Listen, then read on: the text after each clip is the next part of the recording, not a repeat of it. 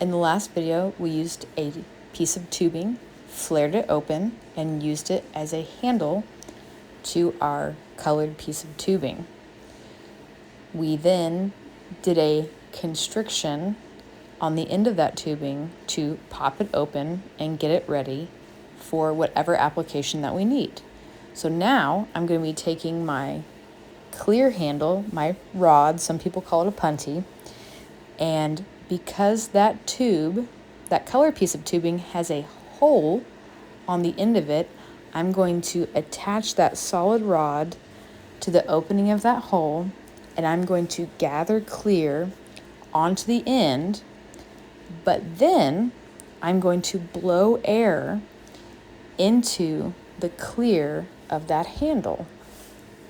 So the reason I like this method so much is because I'm going from that bigger piece of hollow tubing to the smaller but denser piece of solid rod.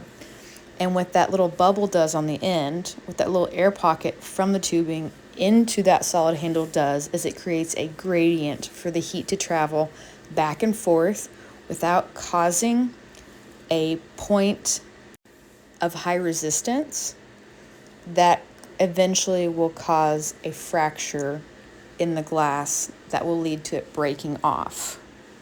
This was the way that I was taught to handle solid rod to hollow tubing.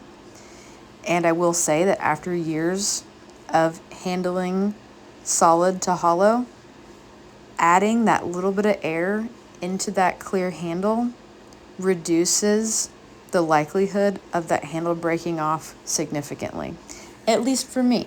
And that might be something that I'm not doing correctly. It could be the way that I'm personally working with the glass, creating some sort of friction within it.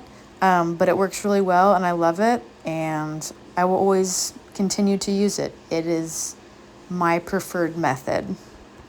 So what I'm doing here is I'm pulling this tubing down. And I already have a video on how to pull tubing. I think it's like 25 minutes long. It's really great. It's going to have the same exact information that I would give you here. But essentially, I sink heat down to the core of the tubing. I give it a light pull. I give it a little puff of air. And then I move down the tubing again. And I will continue to do that until I feel as though I have pulled the tubing well enough for the application that I need it for. Is that always the case? No. Sometimes I'll have to go back in and adjust the tubing as I use it.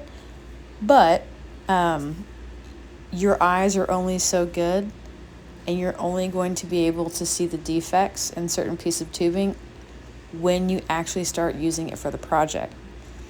So, that being said, pull to the best of your abilities. Prep your prep work to the best of your abilities.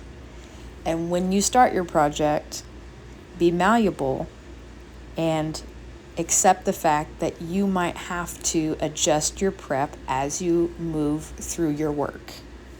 So now I'm going to speed the video up and allow you guys to just, watch me pull a piece of tubing.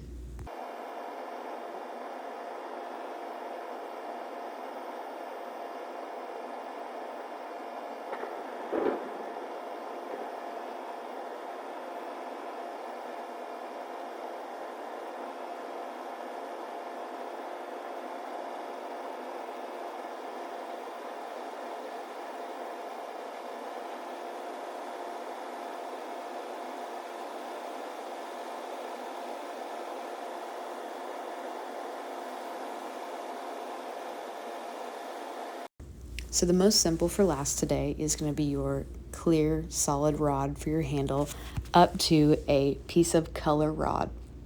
And the reason I saved it for last is it's not the most enjoyable to watch, and most people already know how to do this, but I wanted to go ahead and include it just in case, which is to do a hot seal between the color and the clear, which just means to fully melt them together. Take them out of the flame, make sure to slightly pull and center the rod and allow it to set up before you use it. And that will be our demo today of the different types of handles and the different ways that you can use them, minus the 12 millimeter Milky Blue rod, of course. I just would like to save that if I can instead of using it for a demo. But that handle is used for any larger applications like large marbles or large, thicker pieces of glass. Thank you all so much for tuning in, and I hope this was helpful. All right, see you next time.